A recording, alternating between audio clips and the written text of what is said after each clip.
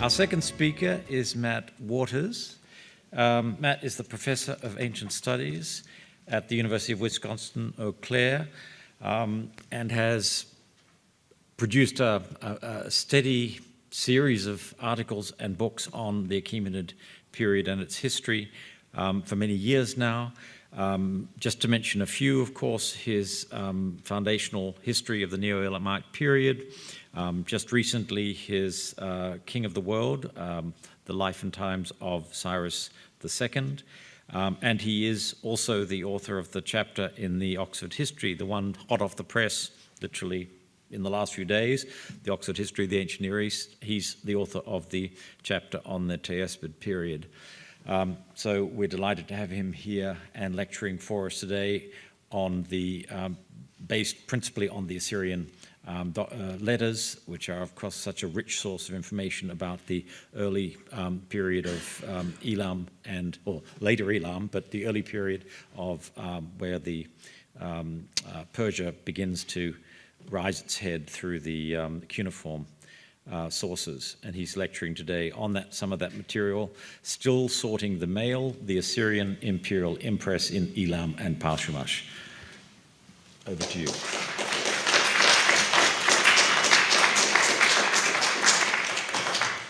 All right, good morning, everyone. Thank you very much, Tim, for that nice introduction, and I would like to add my voice to the chorus, thanking the conference organizers. This sort of thing is way overdue, so it's a welcome addition, if you will, to the various conferences that are streaming, both live and streaming, over the past several years, and which will continue into the future. And I would also like to single out Lexi and Marissa as well for keeping all of the cats herded. The title of this talk goes back, I won't say how many, several years to a paper I gave at an American Oriental Society meeting in Miami, Florida. I'm no impressionist, but you will no doubt, all recall its entertaining contents and delivery. And I say that, of course, entirely tongue-in-cheek, and probably obvious. I'm not sure that anyone in this room was at that meeting.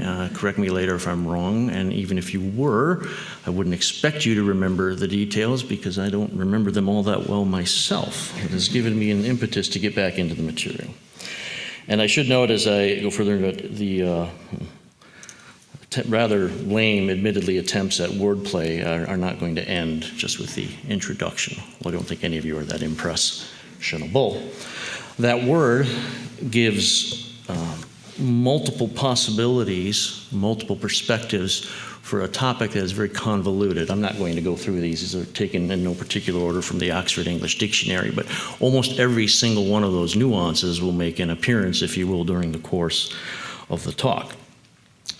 The topics here have been spurred by the relatively recent publication of Simo Parpola's The Correspondence of Ashurbanipal, Part 1, and to me, within 5 years in academic publishing terms, is recent, and especially the very recent, highly anticipated sequel of the same title, Part 2, by Grant Frame and Simo Parpola, available for purchase as of roughly 3 weeks ago and hopefully incorporated into the State Archives of Assyria online database in the near future. I note for reference purposes herein, I usually, and have been tempted anyway, to include the ABL and the CT references. This is the nomenclature by which these letters were initially published, mainly as a courtesy for my fellow old-timers, since that nomenclature is probably more familiar to us, at least for these most recent publications. Efforts to elucidate any aspect of early Parsa or Parsumaš or Parsuash, the orthographic variants, necessitate focus on Elam. Our primary time frame is set in the later 8th and into the 7th centuries, which in Achaemenid chronological terms, and put that in quotation marks, if I may use the phrase, and if so, using it very loosely, puts us into the hazy realm of unsubstantiated genealogies, if not outright myth-making. I'm referring here to the period that would match roughly the time of Cyrus the Great's and Darius's early forebears, such as they relay to us, specifically the time of Achaemenes, if such a person is historical, and Teispid as we get into the mid-7th century. And perhaps such a perspective puts us into the realm of historical impressionism. I include that remark mainly so I could use the word, but a caveat that I'm not yet ready to shoehorn either of these two individuals specifically in any spot into the historical tradition. That aside, sorting the mail remains a work in progress, continuing refinement and fine-tuning of the general picture that impacted, or rather impressed, in the many senses of the word, the nascent power and fars that eventually evolved into the world's first hyperpower. In the interest of time and sanity, I'm only going to discuss two examples of many possible ones that impress, again, in the multiple senses of the word, our knowledge of the Assyrian impact, I should probably use the word impress again if I can squeeze that in there, on both Elam and Parsumaš. The two examples date to two particularly volatile periods in the checkered history of Assyrian-Elamite relations, within a decade of the year 700 and the decade following the defeat of Teumman at the Battle of Tel Tuba in 653. This first part is going to focus on the reign of Sennacherib. That's where we get most of our chronological information from, and specifically amongst his, as well as his both predecessors and successors' campaigns into the south, Sennacherib's 6th, 7th, and 8th campaigns. I'll say a little bit more about each of those as we go forward, which is going to take us into, and this map should look familiar now, the region in southern Babylonia, northwestern Elam, if you will. It typically in literature is called the Elamite Babylonian frontier. This laser pointer isn't as effective as I hoped it would be, but from the region of Dare here, southward, heading towards Elam, basically the Babylonian alluvial plain, and of course going into the Zagros Mountains. And so Dare, Rashi, some of these other toponyms that I'm going to be referring to are primarily in this wider region. There are two batches of mail in the sorting bin relevant to the first part of this talk. The sorting that I should emphasize remains in progress. The first is a sequence of reports from one Akar-bel-Lumur and his colleague Nabû-bēl-šumāti, Assyrian military officials stationed in Gambulu. This batch, which I'll refer to here for convenience with the profound terminology Mailbag 1, numbers over 20 letters by either or both officials. The other batch stems from Nabû-duru-utsur and his boss, Shamash-bel-utsur, the governor of Dare, from whom there are extant roughly 24 letters total. These, for convenience, I'll refer to it here as, surprise, Mailbag 2. In earlier scholarship on this period, these letters were typically dated in the last few years of Sargon's reign, Sargon II, that is. And this is roughly 710 and a few years after that, for various reasons, and some of which were more compelling than others, but all of which involve long stories. Those of so-called Mailbag 2 especially, once they were published in the State Archives of Assyria series, this is volume 15 in 2001 by Andreas Fuchs and Simo Parpola, entitled The Correspondence of Sargon. I believe this was part 3. They essentially became canonized to that effect, and this is attributable to the importance of these volumes. And even in the introduction, though, and anyone who's worked with material knows that the constant caveat must be put to the forefront that the dating of many of these letters, especially with any precision, is, I'd say, a work in progress is an understatement. It's very difficult because they don't contain, very few contain internal markers. In an article published in 2002, shortly on the heels of the SAA XXI volume, Simo Parpola had reconsidered the dating of many of those letters from all 4 of the individuals mentioned on the slide here, meaning from both our mailbags 1 and 2, and provided a compelling case for downdating them about 20 years or close to it into the later 690s. The year 693 specifically, though for my purposes, again, work in progress, I prefer to give a little bit of wiggle room on either side of that. And he did this based on various criteria. Among them, and most important for our purposes here, is the formal appointment date of Akar-bel-Lumur in 706, the mention or not of explicit activities of the explicitly identifiable Merodach-Baladan, and the conjunction of references to a place called Beit Hariri, which is somewhere in southern Rashi in this borderland region. Now, for the correspondence in general, as regards to Elam and otherwise, these letters often contain or refer to a number of different topics, and the segue from one section to another is often rather abrupt. It's often the news of X, news of Elam in our case. And the title, I mentioned that just because the title of this slide comes from Shamash-bel-Utzur's correspondence. He's a little bit more florid. I like his version better because whenever he reports on Elam, he introduces it as such as, "Perhaps the king, my lord, will ask, what is the news of Elam?" Let's find out. In SAA XXI, number 120, our fearless officials Ashurbanipal and Nabû-bēl-šumāti report to the king that a messenger from the governor of Der, our Shamash-bel-Utzur, had come to warn of an imminent Elamite assault. There was a mustering of troops from Der southward and various other preparations in progress, but shortly thereafter, this is all mentioned in the same letter, a subsequent messenger showed up, reported that the Elamite king had taken territory up to this place called Beit Ha'iri, and then apparently veered off into the mountains. He had other things to deal with that the letters detail, but I won't let myself get distracted on that here. This Beit Ha'iri is highlighted one other time in the correspondence. It's the second letter referenced on the slide, SAA XV 131, from Nabû-bēl-šumāti to his boss, Shamash-bel-Utzur.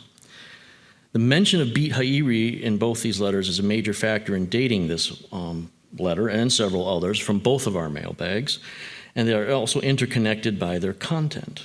Parpola connected this Beit Ha'iri correspondence with Sennacherib's 7th campaign in 693, the accounts for which resulted in the explicit highlighting of the capture of Beit Ha'iri, a place which does not feature in accounts of other military campaigns into this much visited region.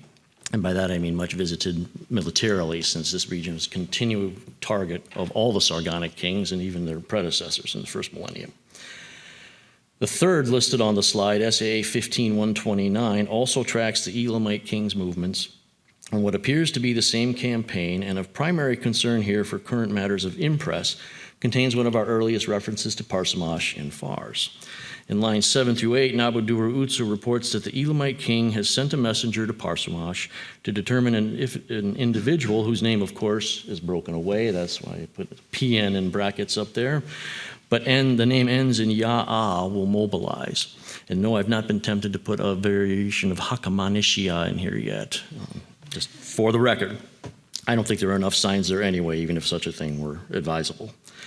Downdating this letter, and for that matter, others in the sequence reporting on frenetic military and fortification activity in the region to sometime within this 694 to 692 range, not only provides a better match for the specific preparations and strategic concerns of Sennacherib's 6th and 7th campaigns, but also provides a compelling backdrop for its 8th, the Battle of Halul, which took place in 691, in which Persians from Fars make their first vaunted appearance in the annals of the period, not the correspondence.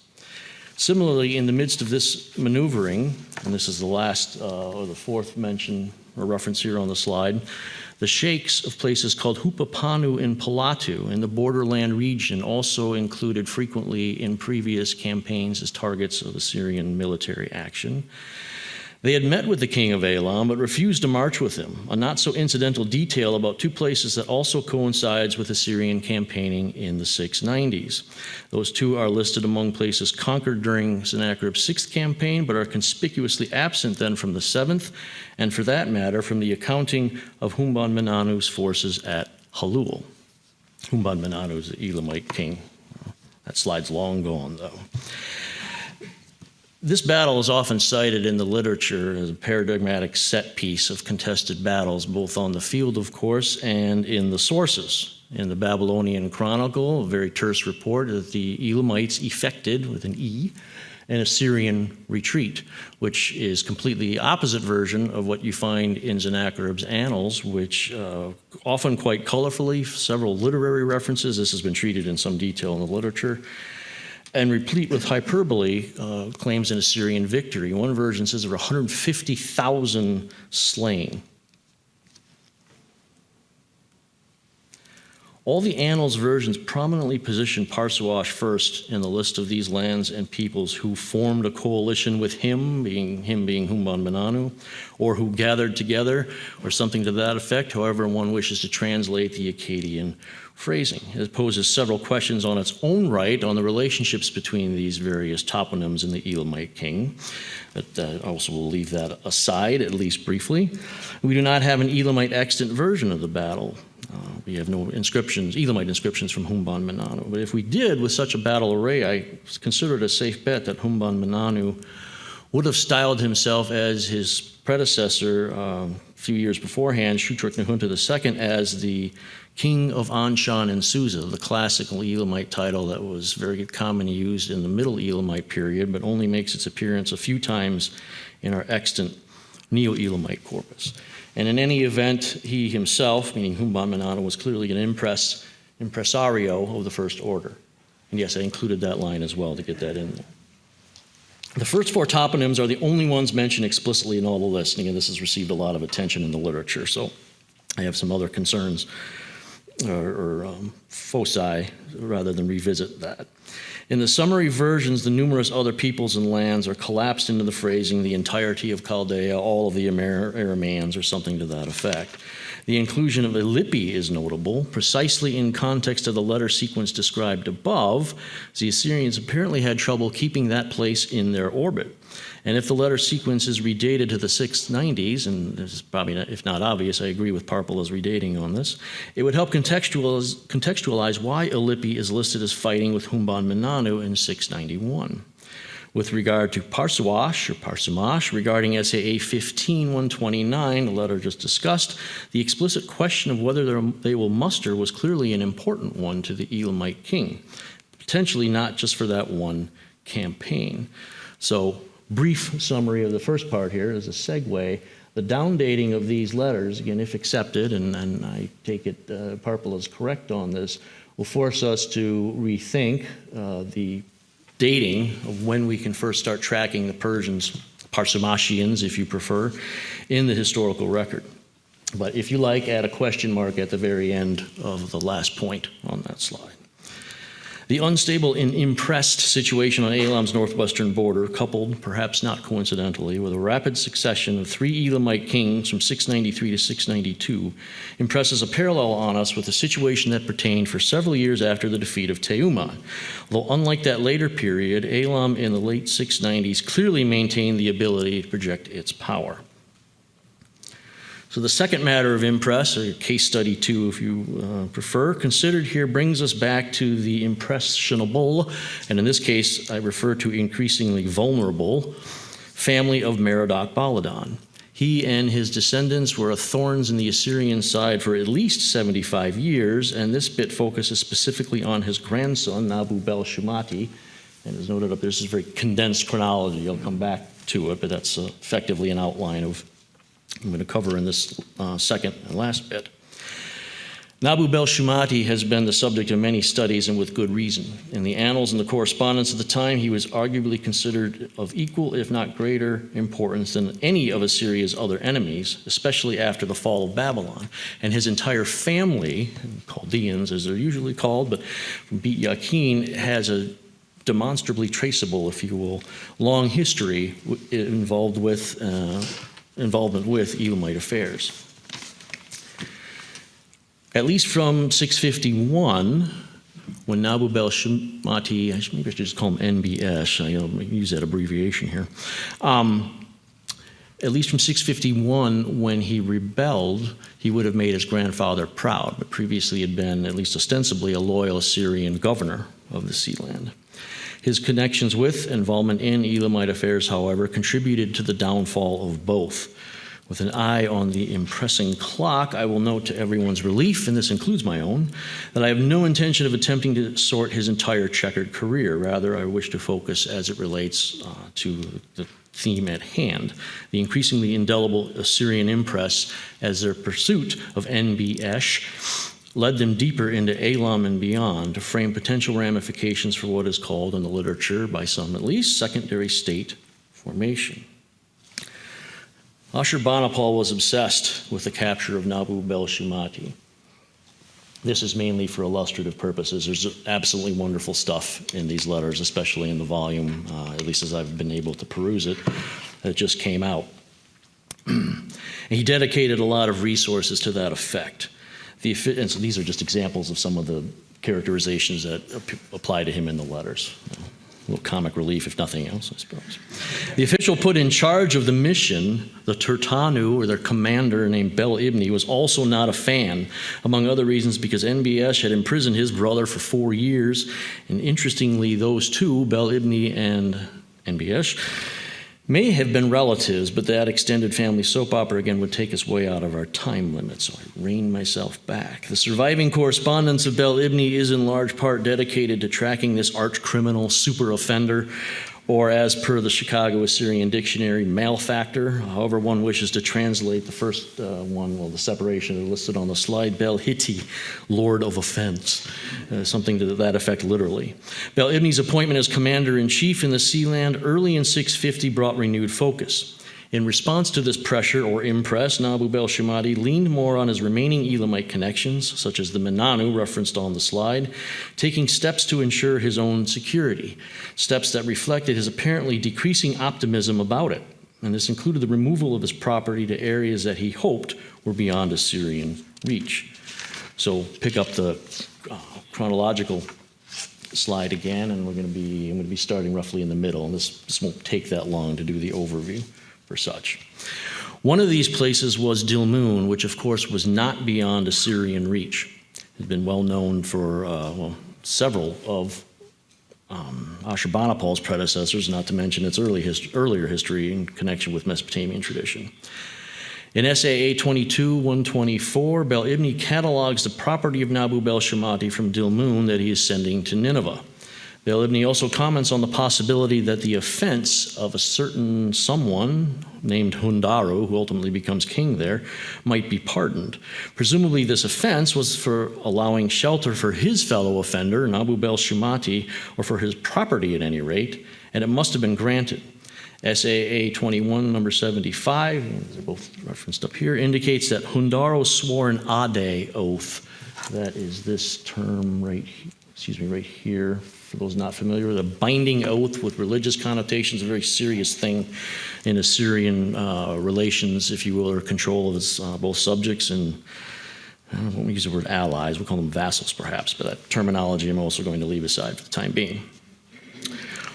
Hundaru is mentioned in the Ishtar temple royal inscription from Nineveh, written in 638, as having brought annual tribute without interruption, so presumably from 647 or 646 to whenever that letter, which does have a date, depending on how you assign the post-canonical eponyms, if I haven't already thrown too much information out there, 1 year possible difference. But within the formulaic language of the royal inscriptions, where we might expect such, there is interestingly no mention of an Ade oath. Nabû-bēl-šumāti hedged his bets. If his removal of a property to a place called Hudimiri, whether concurrently or sequentially with a property sent to Dilmun, this is not clear.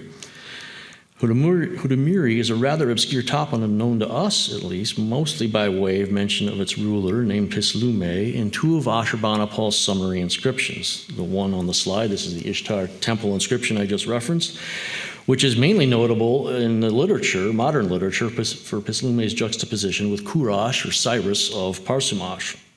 But he's secondary for the time being, just for this paper. In SAA 22-103, after the necessary invective, of course, Bel-ibni indicates that NBS had become frightened, understandably, and collected his possessions in Elam and hit the road for Hudimiri, the location of which is uncertain, though it explicitly, like Parsumaš, is described as remote. This is the first bolded section on the slide, about halfway into the paragraph, and located on the far side of Elam. Is described such both in this inscription and in his other mention, this is Pislume's, at least of Hudimiri, in another summary inscription, which we call in the modern literature Prism H. By the juxtaposition just mentioned, one may assume, although I suppose impressionistic, that these two places were in a similar, if wider, neighborhood somewhere in southwestern Iran.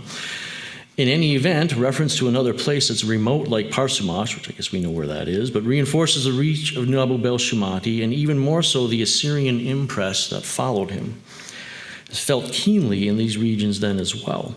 Coincidentally or not, several new, and I put new in scare quotes, is new to us, New provinces and rulers are attested in these summary inscriptions of the 630s, often, as in the case of Hudimiri, accompanied by thematic phrasing, again, such as bolded on the slide in the second part, to the effect that someone, and there is a long list of these individual kings in various places, sent their envoys with messages of goodwill in peace, their substantial audience, gifts, or tribute, they kissed my feet, etc., etc. Beyond Pislume and Kurash, these new kings, again new to us, include the aforementioned Hundaru of Dilmun, as well as Pade of Kade, I love that because it rhymes, Shalum of Hasmani, and the ruler of the Lupi. There's probably a song in there somewhere. None of these are traceable in other sources, at least not yet. I'd welcome input into that particular matter, but that is an in-progress quest. So, as to wrap up here, Impressions Part 2, if you will. And this is just a summary of what I've gone over here, and I'm going to touch on that last bit in brief remarks here to conclude. But basically how we can track, with a little bit more detail now, how this impress is moving southward, southeastward, and the impacts that it has. So the additional details provided by the correspondence ought to make us consider how we view and interpret this Assyrian impress. In the summary inscriptions, Assyrian encounters with these new groups are relayed with typical formula, meaning typically formulaic expression in the royal inscriptions. The same or similar thematic phrasing occurs in earlier contexts, the annals of the Sargonic kings. There's a well-attested, much better referenced, if you will, peace made between Urtak, the Elamite king, and Esarhaddon in the late 670s, often with explicit references to these Ade oaths. To recall the example of Hundaru of Dilmun just discussed, if we only had the royal inscription summary account, we might not think much more of it, other than this is another name and another list of cool places that we don't have much other detail about. The annals describe him in the same way as several others in this same chain. The rediscovery, I'll put it, of a letter denoting his Ade oath in SAA 2175 should give us some pause.